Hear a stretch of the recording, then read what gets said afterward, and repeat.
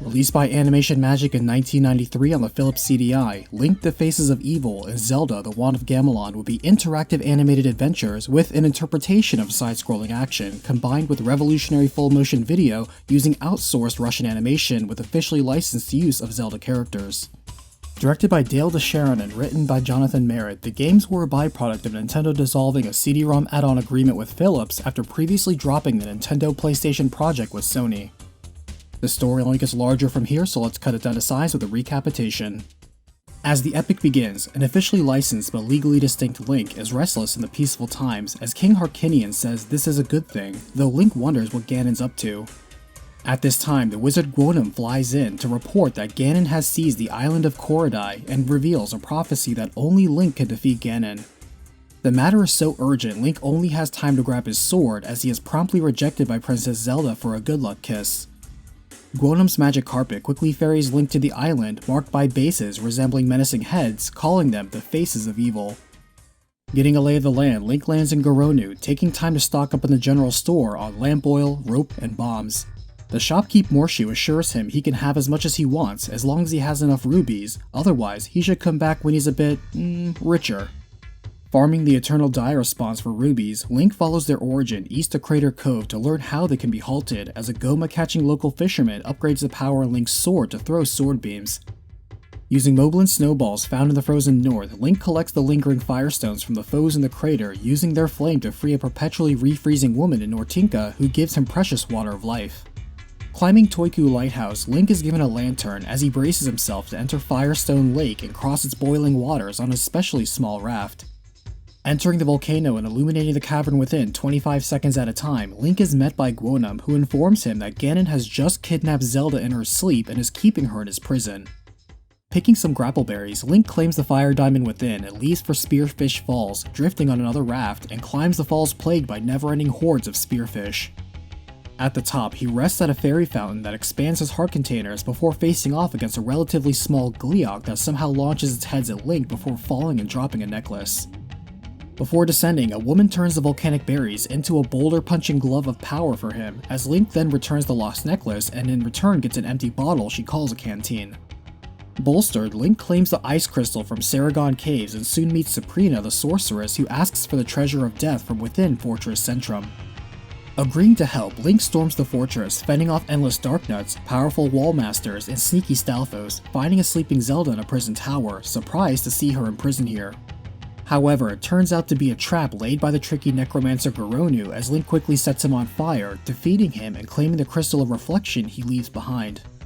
Returning to Saprina, she uses the crystal to upgrade Link's shield to be able to reflect certain spells, thus cursing the cursor with twice the curse.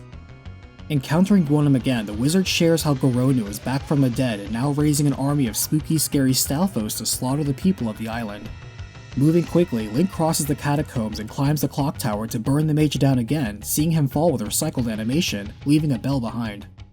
Moving on, Gwonam now shows Link how the citizens in Harlequin Bazaar are being turned into beastmen once they lose their money at its casino by a bizarre beastman named Harlequin. The painted pig mocks Link as he challenges him to a duel, but is deflated upon defeat as Link picks up his sagging, lingering flesh and is amazed. Beyond, a man in an observatory uses the ice crystal Link has to upgrade his simple lantern into a magic lantern able to burn a whole 5 seconds longer. Opening the way to Militron next, Gwonam shows Link how Militron himself forges his Armos army with converted Coridians. Militron prepares his flames of war but is soundly defeated and stripped down to a cowardly out-of-shape old man, leaving behind his winged helmet that allows Link to jump higher and further. With this, Link is able to cross the wide gap of Shipwreck Cliff, saving a smithy who is able to use his fire crystal and upgrade his sword to throw sword beams at all times. With his new armaments, Link approaches the dormant volcano bearing the hungering Cyclops Glutko and is advised to feed him explosives instead as the monster devours every islander he can grab. As Glutko blows up from a bomb in his belly, the Cyclops retreats as Link follows him up a waterfall cliff to defeat him once and for all at the Shrine of Korodai. The monster drops a mysterious book which Link takes to the icy northern slopes, fighting off the phenomenon of abominons to meet a scholar who can reveal the tome's secrets. The reader explains Ganon can kill with a single glance and all attacks on him are useless except for attacks with the sacred book. Now entering Liu Pei's face of evil, Guonom shows Link how Ganon's Wolfman servant is using a magic ruby to replace the souls of Caridians, turning them into Moblin soldiers, witnessing a hideous transformation firsthand. Eternally respawning Arpagos drain Link's health while he is helplessly climbing upwards on vines, only to be met by Harlequin again.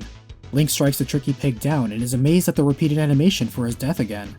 Beyond, Link's reflecting shield is all he needs to turn Liu Pei's killing curse against itself, forcing it to fade away and picking up the Crystal of Vision left behind.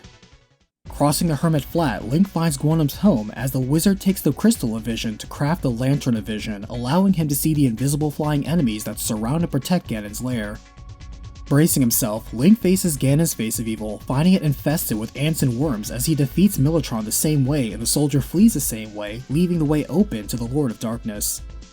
Ganon is impressed with Link, offering him a face of evil of his own, but Link refuses, instead hurling the comically oversized Book of Korodai overhead at the villain, which promptly seals him inside. Beyond, Link finds Zelda sleeping soundly, but before waking her up with a massive gong overhead, he pauses to wonder what feverish nightmare she is trapped in. Released by Viridis Corporation in 1996 on the Philips CD-i, Zelda's Adventure would be a self-described action-adventure role-playing game designed to resemble the original Legend of Zelda game. Directed by Anna Roth, the game is the first Legend of Zelda game with live-action cutscenes and voice acting. The story only gets larger from here, so let's cut it down to size with a recapitation. As the game begins, the royal astronomer Gaspra for the Kingdom of Ptolemac to the south of Hyrule reviews a scroll sent years ago by the wise Shermac relaying the terrible news. Not only has the Lord of Darkness, Ganon, taken over the kingdom, but he has also stolen the 7 celestial signs and captured Link. Since then, no warrior has succeeded in saving the kingdom, and so Gaspar has turned to summoning Princess Zelda, remarkable for her strength and courage. He slowly gives her a magic pendant and explains for each celestial sign she finds, her wisdom will grow, urging her to also rescue Link. Stepping out into the world, Zelda hears the voice of Shermac guide her to a magic wand she can use to fight, as the princess naturally uses it to swat foes to death. Finding weapons and tools out in the open, Zelda enters the Moblin Inn to hear the plights of the citizens, as some even give her additional weapons. Guided to the Shrine of Earth, Zelda finds some water-walking red boots and is greeted by a talking treasure chest that gives her a magic ring, able to defeat the greedy Shrine Guardian. Claiming the pyramidal celestial sign, Zelda is messaged by Gaspra congratulating her, telling her the next shrine is in the forest to the north and a sort of festival, warning her it is full of tricks and illusions. Picking up a magic shield wrapped in harp along the way, Zelda swings through the meadow of levers and tektites, finding a town where a musician gives her a flute. With its soothing tune, it can calm down the monster snake outside town by engulfing it in a pyroclastic explosion, teaching her a fire spell. Loading up on new gear and spells, Zelda tries her best to hear out the problems of the Ptolemac people, though it's a little hard with her unbalanced audio and stiff dialogue. Finding a circus tent in the forest, Zelda is warned by Shermac about Pasquinade as a trapdoor opens underneath her, dropping the princess in a maze of fake doors and false floors. Cutting her own way through the act, Zelda defeats the Nibble ringleader for another celestial sign fragment, as Gaspar says to seek the Shrine of Air next. Cutting through a dark marsh, Zelda learns that Gaspar and Shermac are known rivals, but both work to save the kingdom, though in different ways, gaining more tools to survive the harsh climates ahead. Crossing the desert wasteland that ends in a cliff wall facing the sea, Zelda finds a giant purple condor that picks her up and delivers her to a vibrant crystal palace in the sky, housing the Shrine of Air. The crystal floor is so smooth that the princess slides across its surface, using her magic to defeat violent tornadoes while avoiding sharp crystal shards. Defeating the harpy Aviana, Zelda claims another celestial sign, Gaspar directs her to the northwest, and the princess quickly finds herself in the next destination, the Shrine of Destiny. Resembling a large mansion, Zelda steps past the Gibdo roaming the hallways as a tyrannical Malmord claims to control her fate but fails to reap the princess's soul. Another celestial sign secured, Gaspar now says she must seek out a sea island to the south as Zelda passes by Shermac herself lounging on a red couch in the middle of a canyon, claiming to have known Zelda since she was a child. Crossing the choppy waves on a raft, Zelda defeats a giant sea serpent along the way, arriving on the sea island called Sea Island and entering the Shrine of Water.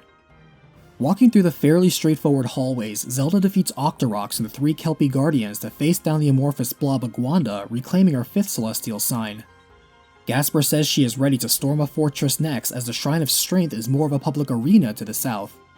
However, the Shrine Master Ursor will only come out to fight after she has demonstrated power and weapon mastery, and so the princess pushes blocks, jousts with knights, duels with Iron Knuckles, and buys her own seat tickets. Defeating the mighty bear-like Ursor, Zelda collects another celestial sign, as Gaspra says the final shrine is in a volcano beyond the northern forest. Within the fiery cavern are blacksmiths eager to test their weapons on her and pocket monster Crocoroks of a different typing, as Zelda slays the dragon Warbane to earn the final celestial sign. However, at the last moment, Ganon himself intervenes and blocks her, instead forcing Zelda into a pit where she is forced to fight a ladder of all the bosses she faced so far. At the end of the gauntlet, Ganon reveals himself in a traditionally demonic form, throwing endless waves of magic. However, he is helpless to Zelda camping in a corner spamming attacks, ending his evil reign. As he dies, Ganon spins so fast he turns into a tornado that disintegrates himself. As peace is restored to the land, Link is found and Gaspra thanks her for her service. Suddenly, Zelda is snapped awake as Link tells her she's been saved, but she doesn't believe him. Gwynam returns them both to Hyrule, overjoyed at Korodai being restored to normal, as Zelda still refuses to reward Link with a kiss, but this doesn't dampen the hero's enthusiasm as he cheers for his victory. Unfortunately, as soon as they return home, King Harkinian exclaims that Duke Onkled of the island of Gamelon is under attack by Ganon's forces. The king then declares he will take the Triforce of Courage with him and personally aid the Duke. However, if he is not back in a month, then they should send specifically Link, only Link, and no one else but Link. Zelda protests, but Impa looks into the Triforce of Wisdom and sees the king will return safely home, and so when worried, the king and Link prepare for dinner, being hungry enough to eat an entire Octorok. However, a month passes and the king has not returned, and so Zelda deploys Link, who is eager to bomb some Dodongos. However, when he seems gone for too long too, Zelda tells Impa they will venture to Gamelon themselves to investigate. Sword in hand, Zelda lands in Sakado to see it's still overrun by monstrous minions, as many of the surviving citizens give her magic items to help her in her quest as the princess learns to throw sword beams. Though the shopkeep will only part with his goods for rubies, Zelda still clears the town church that is infested with undead and led by Gibdo. Crossing the desert of Ahitaru, Zelda defeats swarms of boons and helps free a fisherman trapped in a massive fish skull who turns out to also be a proficient blacksmith. Beyond in the town of Kobitan, moblins have driven out the farmers and devoured their food supply, though Zelda gives some relief, earning a flute that can freeze flying enemies for a few seconds. Crafting a power glove in Washubi's swamp, Zelda then defeats 3 witches to lift the curse of darkness and ice afflicting the fairy fountain, gaining the thanks of the fairies as well as some fairy dust. Deep in the surrounding Hanyu forest, Zelda upgrades her shroud to a magic cloak that can help her cross longer distances as she finds Impa by the coast and learns most of the captured townsfolk are being kept here in Taikogi Tower. Squaring off against the boisterous death threats of Iron Knuckles, Zelda destroys him and claims his still beating heart for herself as his Armos minions flee. Freeing the townsfolk and the mayor, Zelda is rewarded a magic lantern as she explores the Dark Doordon Cave network next, slaying a fearsome Gleeok within for its heat crystal. Using it to upgrade her sword with the blacksmith she saved, Zelda hears from Impa how the king has been captured and Link's condition is unconfirmed after a terrible fight. Taking time to laugh at how gluttonous Link is with the local baker, Zelda searches Shutoy Lake next for clues, seeing how Lady Alma has been captured by Wizrobe. Scaling the outer wall of his tower, Zelda burns Wizrobe alive with a disintegration spell, freeing Alma as she gives her the canteen Link gave her in exchange for a kiss. As Zelda meets Impa again, the sage now reveals how the king was captured. Somehow, Ganon has returned, and with the wizard Hekton, imprisoned the king's ally Lord Kira before capturing King Harkinian himself. Entering Donomai Palace, once the home of Duke Onkled, Zelda braces against the deadly debris of the tower as she faces down Hekton, slashing out his heart with no hesitation and relishing in his gasping death cries. She frees Lord Kira, who exposes it was Duke Onkled who betrayed the king, and immediately confronts the Duke in his chambers, who surrenders and hands over the key to Risong Palace where Ganon is. Lord Kiro offers to keep watch over the Duke, but before confronting Ganon, Zelda seeks a means to defeat him. Heading into the Nokani Forest, Zelda first obtains a magic lantern whose light can penetrate the darkness around the Lord of Darkness, but says she needs the Wand of Gamelon in order to actually defeat him. In the nearby Shrine of Gamelon, Zelda is warned that it is guarded by the ravenous shapeshifter Omphak, but the fiend is no match for Zelda as he explodes into a flock of birds, much to her surprise and delight. Wand in hand, Zelda hears the echoes of wisdom from the Triforce for the trick to finding Ganon's hidden lair, dragging the evil schemer into the magic light. Zelda throws the Wand of Gamelon itself at Ganon, which binds him in magic chains, allowing him to be resealed back into the Book of Korodai as she is relieved to find her father safe and sound in the next room. The king thanks her as Lord Kiro arrests Duke Onkled, who quickly begs for mercy. King Harkinian impulsively sentences the Duke to scrub every floor in the kingdom as Zelda just now remembers they haven't found Link yet. A vain Alma checks herself in her hand mirror while saying Link is boring anyway, as Zelda quickly takes the mirror away and smashes it, which frees Link, who was somehow trapped there and unsure of what happened. As the legendary saga ends, Zelda laughs off Link's confusion, telling him to prepare for a feast instead, as the king holds his daughter and chortles merrily with her in celebration. Link, the Faces of Evil, Zelda the Wand of Gamelon, and Zelda's Adventure are among the games ever made of all time. Thank you for watching, subscribe for more recaps, and I'll see you on the next battlefield.